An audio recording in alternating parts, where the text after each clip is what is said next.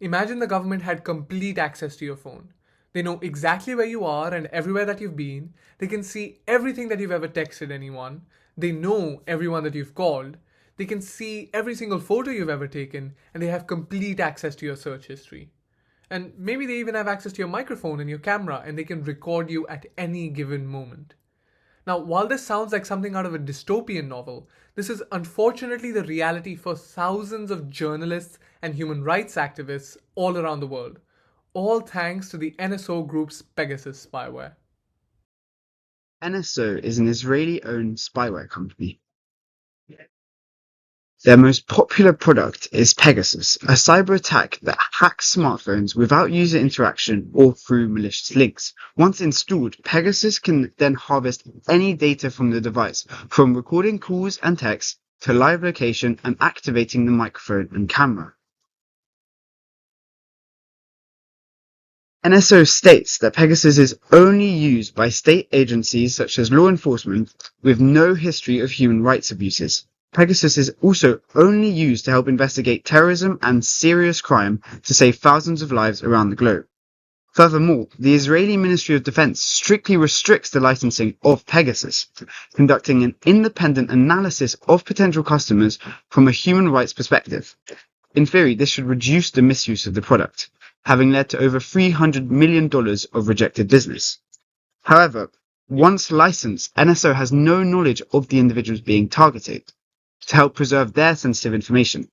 This makes it difficult to ensure no misuse of the technology. However, the NSO contractually requires government customers to share all operational use when there is a suspicion of misuse, which has led to 5 governments disconnected from the platform since 2016. This raises important concerns as to how they had been allowed to use the service in the first place if there are such rigorous checks. However, when used properly, the tool has had positive effects, from being attributed to helping over 50 arrests of drug traffickers and over 100 terror attacks prevented, according to NSO's transparency report. However, misuse is frequent. This was revealed when a list of 50,000 numbers was leaked and studied by Amnesty International. The list represented numbers that NSO clients had expressed an interest in tracking. So a number appearing on the list does not mean it was hacked by Pegasus, and NSO does strongly deny any links to the list. However, after an investigation of 67 journalists' phone numbers that appeared on the list, 37 had traces of Pegasus. This provides strong evidence that the NSO software was being used unethically. Further, the list exposed many governments that NSO had worked with that had had poor human rights history, such as Saudi Arabia and the UAE. Saudi Arabia is especially concerning after the murder of Jamal Khashoggi, as Pegasus infiltration attempts were found on many of his close associates' phones, including his wife. They were hacked after the murder to keep tabs on their response.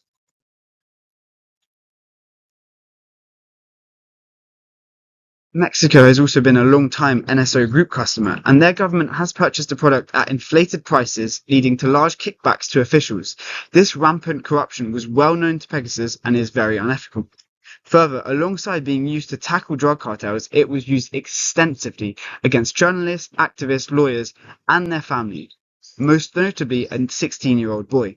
Lastly, Pegasus was also linked to the murder of a Mexican journalist.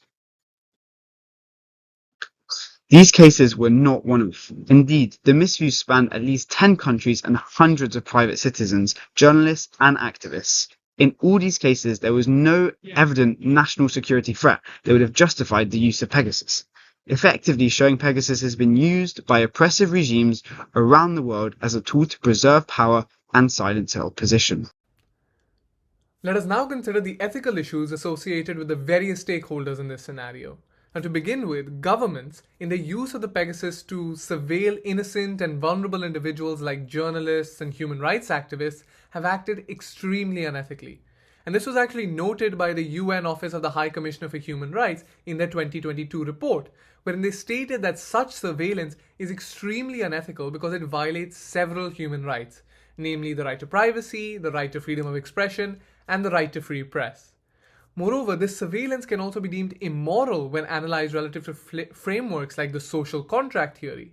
Now, the social contract theory states that citizens consensually give up certain rights and privacies to the government for the greater good of the state.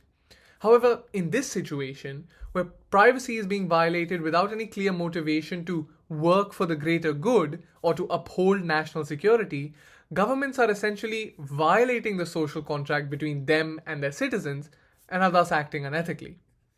Now, finally, governments aren't just using surveillance to collect data unethically, but have also used it to perform unjust actions. And this was actually seen in the case of Jamal Khashoggi, wherein Pegasus was used to track him and aided in planning his assassination. So, therefore, the government has not only collected data unethically, but has also used this data for immoral means.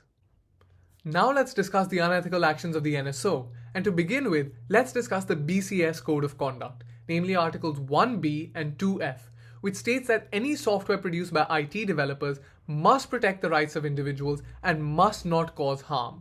Now, considering this, the fact that Pegasus lacked any safeguards to protect innocent individuals from being unethically surveilled by the government means that the NSO failed to uphold this code of conduct, thus holding them partially responsible for any misuse and making their actions unethical. Now, secondly, the fact that the NSO and the Israeli government have sole authority over who gets to access Pegasus is also extremely unethical, both under virtue ethics and deontology. And this is because it allows them to introduce their own personal and political biases into the decision making process. Therefore, any actions or any sales that they make are likely to be rooted in their bias rather than in moral virtuosity. And this is evident in cases such as Israel's denial to sell Pegasus to Ukraine in 2023, probably due to their political affiliations with Russia. Now, moreover, NSO has also worked to provide illegal hacking capabilities to foreign governments. For instance, it granted the Dubai government the ability to use Pegasus to track phones in the UK, therefore violating several privacy and anti-hacking laws which protect individuals from being hacked by a foreign government. Therefore, the NSO has not only acted unethically, but it's also aided in the violation of international laws. And finally, the NSO's decision to sell spyware to known authoritarian governments is also extremely unethical. This is as they claim in their code of responsibility that they will refuse to sell Pegasus to customers with quote unquote inadequate country level protections of human rights, and they also claim to adhere to the UN guiding principles of business and human rights, which requires them to vet governments and ensure that they have a high record of upholding human rights. Now, despite making these claims, they've sold Pegasus to Saudi Arabia, which in 2015 actually used another spyware called the Remote Control System to surveil journalists and human rights activists.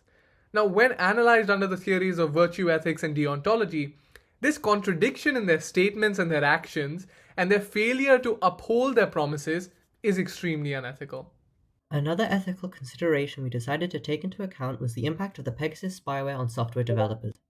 The usage of the software has resulted in multiple lawsuits being filed against the NSO, two notable ones being from the owners of WhatsApp, Meta, in 2019, and another from Apple in 2021. The aim of these lawsuits was to hold the NSO accountable for targeting the devices of their respective user bases. The NSO's actions in question were unethical against the BCS Code of Ethics, Article 3D, which states that you shall not use for personal gain confidential information except with the permission of your relevant authority.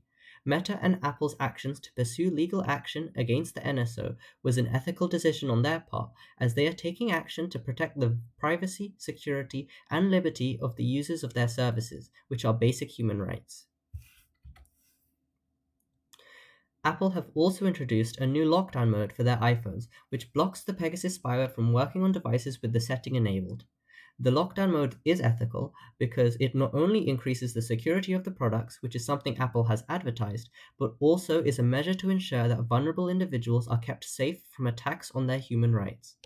The NSO's actions to infiltrate the security of Apple's and other developers' devices also damages the images of these brands.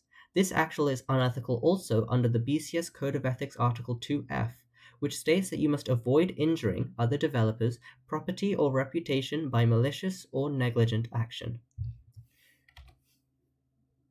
The way Pegasus is able to take control of devices is by exploiting weaknesses in the software, including apps and operating systems. The NSO did not ask for permission to hack into the software, nor did they notify the software developers of the flaws they found, which makes their actions unethical under Code 14 of the EC Council Code of Ethics. By keeping these vulnerabilities open, or by even creating them, the NSO are leaving the opportunity open for other potential hackers to take advantage of these flaws, which may put other vulnerable individuals under attack, even if the NSO don't target them themselves. Under the BCS Code of Conduct Article 4E, which states that you shall encourage and support fellow members in their professional development, withholding the security flaws from the developers of the software puts the actions of the NSO as unethical. Now, how have governments attempted to remedy the situation? The EU has voted to temporarily ban the sale, acquisition and use of spyware, while they draw up stricter regulations on its use. 11 nations have condemned the use of spyware and called for international regulations on its sale and use, and governments such as the US have even blacklisted the use of Pegasus. However, as of yet, there remains no binding legislation to control the use of targeted spyware. Now, how has the NSO attempted to remedy the situation? Well, the NSO has reportedly stripped countries such as Saudi Arabia and the UAE of access, as they have been found to have misused the spyware against journalists and other civilians. They have also reportedly introduced a contractual agreement with the purchasing entity that guarantees Pegasus is only used for the prevention of serious crimes. Now, what would we do differently? Now, this first flowchart on the left represents the current NSO procedure model before sending its spyware.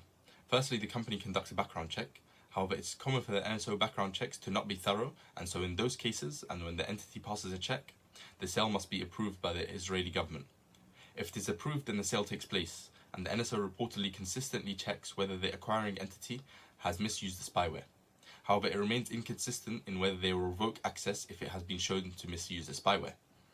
This process reveals many glaring problems with the NSO's current model that highlight the need for an alternative system, such as the inadequate background checks that have left countries with human rights violations still able to purchase the product, and shows inconsistencies with their responses to violations. In response to these challenges, we have come up with an improved process that addresses the shortcomings of the current system by integrating more rigorous criteria. Firstly, the company checks whether the sale of the product is legal.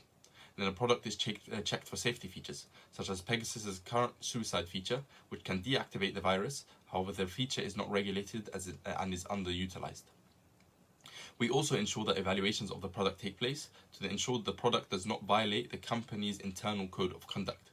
And then the buyer is checked to ensure they have no history of human rights violations and that they have a legitimate reason to purchase a product, and only then is it approved for sale. Now, after a collaborative review with other members of my team, we revised the improved flowchart and incorporated the approval of an international regulatory body, as we recognize that entrusting a single organization with this could lead to potential challenges in the future. Now, the revised NSO procedure covers the legality of the sale and checks for safety features. It then evaluates whether the sale is ethical and submits it to a regulatory organization to conduct background checks and check for compliance with its ethical legislations. Once it is passed to the regulatory organization, it checks whether it is legal and whether the buyer has an ethical claim to the spyware, then conducts background checks into their records and evaluates whether they have the ability to cut off access to the spyware and impose sanctions on the buyer in case of misuse. And then it will approve the sale for the NSO. Now, some of the legislation that can be drawn up can be compared to international arms trades. Just as there are specific arms treaties which impose regulations and their violation could result in international sanctions, the development of new legislation specifically targeted at spyware would increase the accountability of governments in their use, while still preserving the ability for governments to deploy these tools when absolutely necessary.